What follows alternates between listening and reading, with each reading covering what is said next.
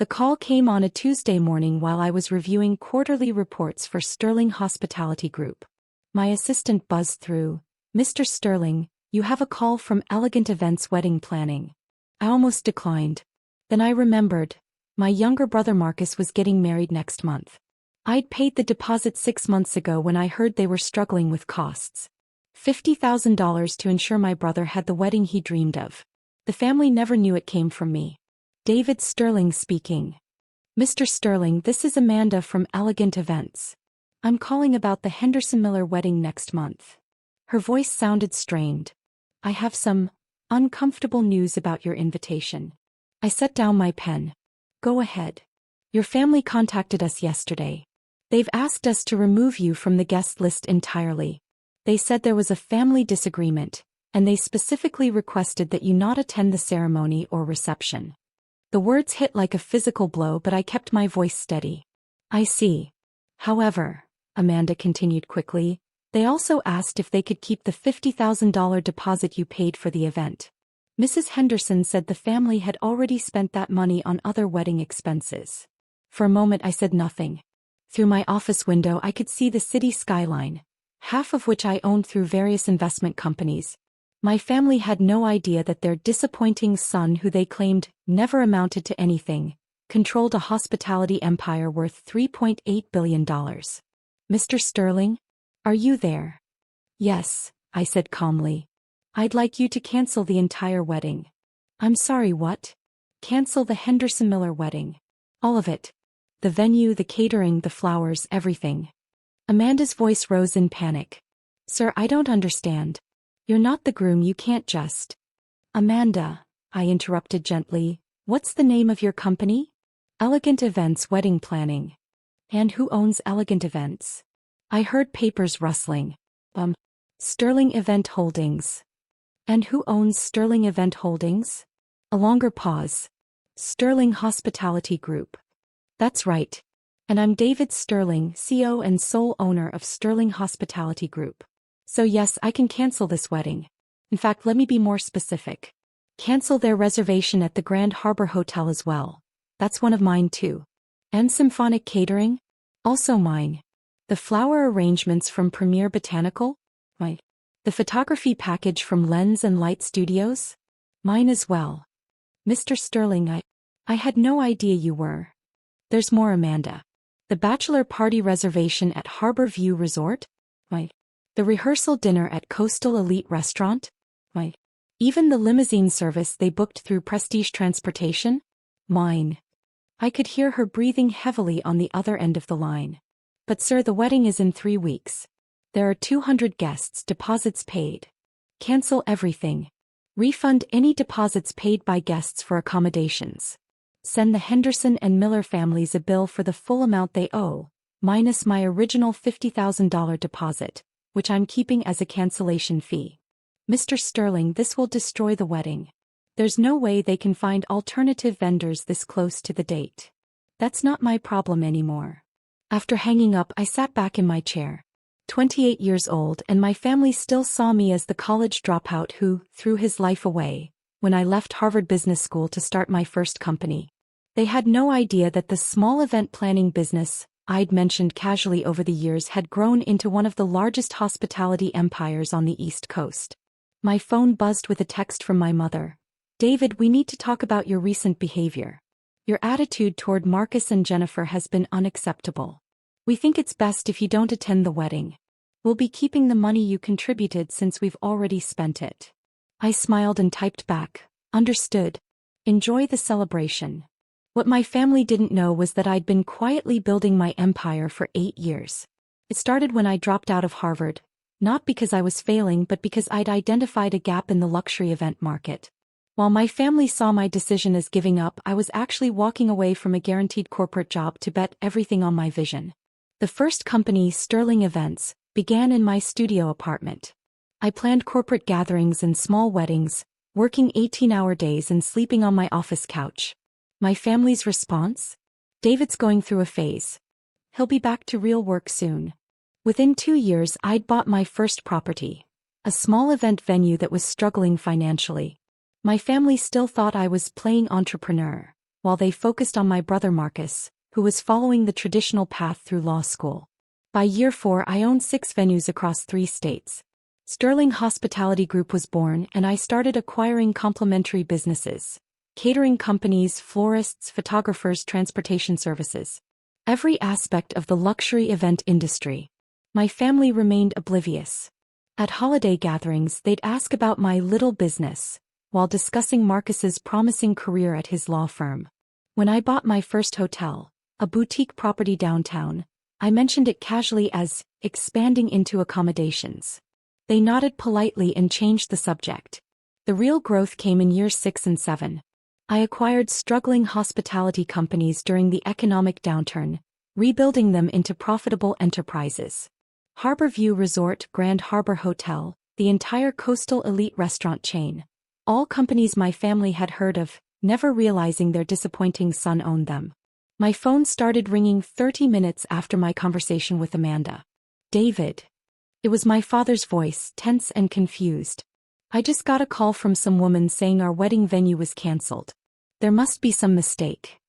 No mistake, Dad. What do you mean, no mistake? This is ridiculous. We have a contract. A contract with Sterling Event Holdings, which is owned by Sterling Hospitality Group, which is owned by me. The line went quiet for several seconds. David, what are you talking about?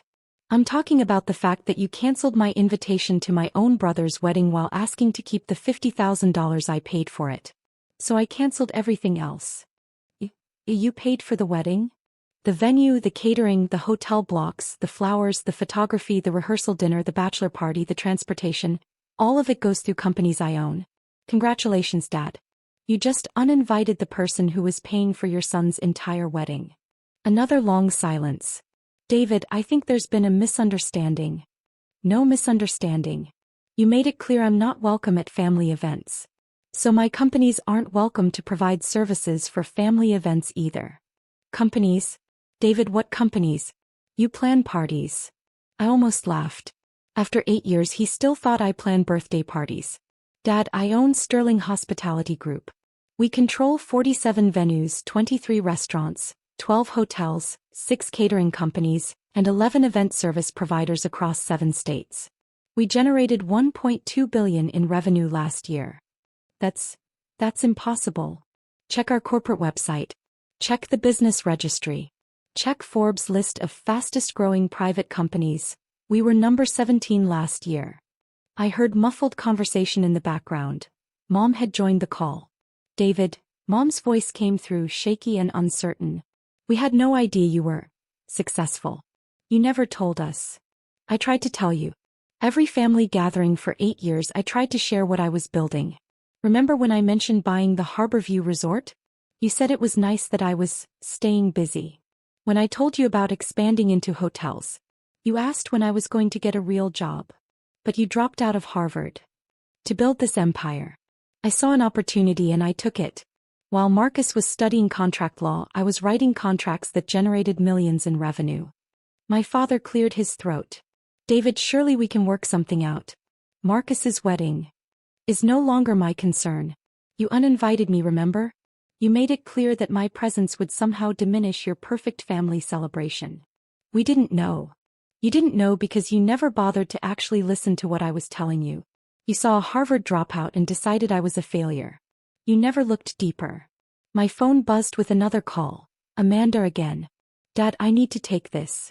David, wait. I switched to the other line. Amanda. Mr. Sterling, I've been getting calls all morning. Your brother, your parents, even the bride's family. They're all asking about rebooking. And, sir, with 3 weeks' notice, it's impossible.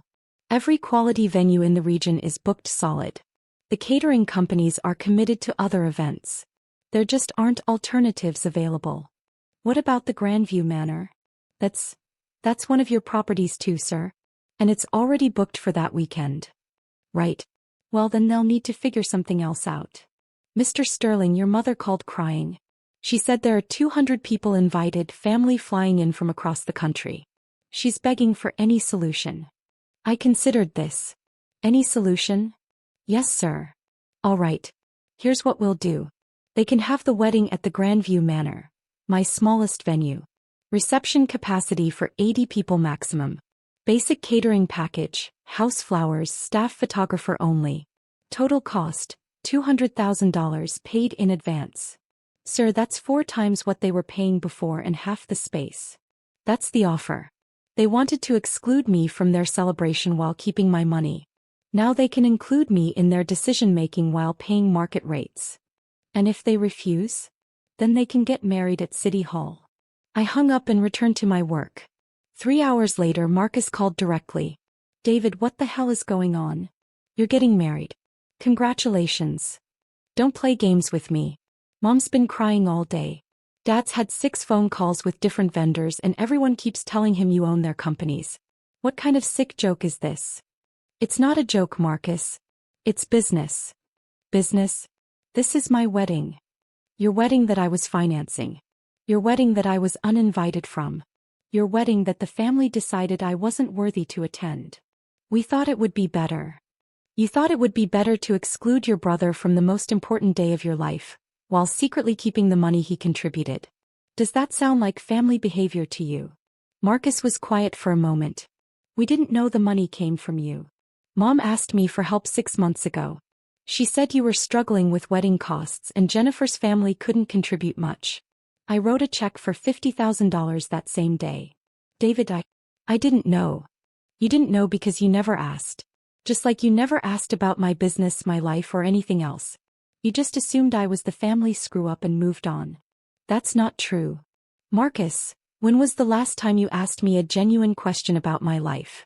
When was the last time any of you showed actual interest in what I do? The line was quiet.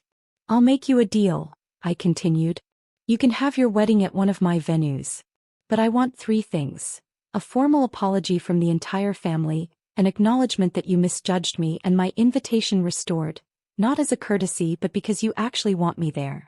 David, of course we want you there. Do you? Or do you want my money there? That's not fair. Fair? You uninvited your own brother from your wedding while keeping his financial contribution. Explain to me what's fair about that. Marcus sighed heavily. What happens if we don't agree to your terms? Then you figure out how to have a wedding with 3 weeks' notice and no connections in the industry.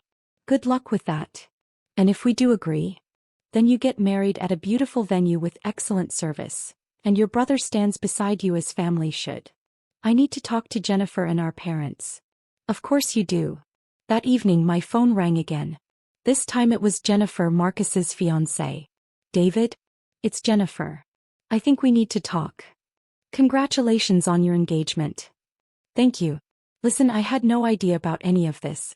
Marcus never told me you were helping with costs, and I certainly didn't know about your businesses. Most people don't. I've been doing research all afternoon. Sterling Hospitality Group is huge. You own half the venues I dreamed of having my wedding at when I was growing up. It's been a good few years. David, I owe you an apology. We all do. I was there when your parents decided not to invite you. I should have spoken up. Why didn't you? Honestly, because Marcus painted you as the irresponsible brother who never got his act together. I believed him. And now I realize that Marcus doesn't actually know you at all. None of them do. Jennifer paused and I could hear emotion in her voice. David, I would be honored to have you at our wedding. Not because of your businesses or your money, but because you're Marcus's brother and you clearly care about family more than the rest of them realized. What does Marcus say? Marcus is processing. He's realizing that his big brother isn't who he thought he was. It's a lot to take in. And your parents? They're scared. They've spent years treating you like the family disappointment, and now they're learning you're probably the most successful person in the room at any gathering. Success isn't just about money. No, but respect should be about recognizing when someone deserves it. And clearly you've deserved it for a long time. The next day Amanda called with an update. Mr. Sterling, your family has accepted your terms. They've paid the deposit for the Grandview Manor package, and they've formally requested that your invitation be restored. Did they agree to all the conditions? Yes, sir.